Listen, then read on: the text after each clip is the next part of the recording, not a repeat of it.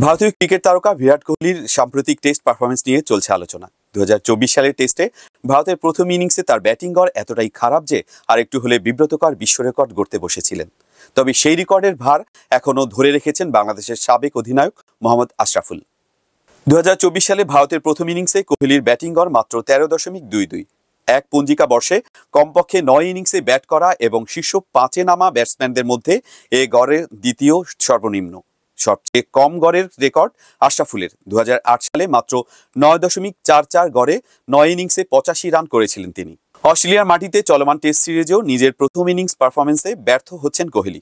পার্থে প্রথম টেস্টে সেঞ্চুরি করলেও সেটি ছিল দ্বিতীয় ইনিংসে। এর আগে প্রথম ইনিংসে তিনি মাত্র 5 রান করেন।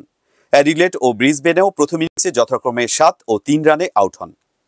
কোহলির অফ স্টাম্পের বাইরের বলের সমস্যাটা নতুন কিছু নয়, তবে সম্প্রতি পেসারদের বিপক্ষে এই সমস্যাটি আরও প্রকট হয়ে উঠেছে। 2021 সাল থেকে অফ স্টাম্পের বাইরের পেসারদের বল মোকাবেলা করে কোহলির গড় মাত্র 25.82। এই সময়ের মধ্যে 1000 বেশি বল মোকাবেলা করে 28 জন ব্যাটসম্যানদের মধ্যে কোহলির চেয়ে খারাপ গড়ে আছে মাত্র 3 জনের, যার মধ্যে একজন বাংলাদেশের অধিনায়ক নাজমুল হোসেন। মেলবোর্নে বক্সিং ডে টেস্টে নিজের প্রথম ইনিংসে কোহলি কিভাবে ব্যাট করবেন তা এখন সবার আলোচনার কেন্দ্রবিন্দু। এই ইনিংসে ভালো কিছু করে তিনি কি পারবেন বছরের এই বিব্রতকর পরিসংখ্যান থেকে বের হতে? আশরাফুলের মতো একজন সাবেক ক্রিকেটারের নাম কোহলির সাথে তুলনায় উঠে আসার বিষয়টি অবশ্যই উল্লেখযোগ্য। এটি যেমন আশরাফুলের কেরিয়ার সম্পর্কে নতুন করে স্মরণ করিয়ে দেয়, তেমনি কোহলির জন্য একটি কঠিন বার্তা হয়ে দাঁড়ায়।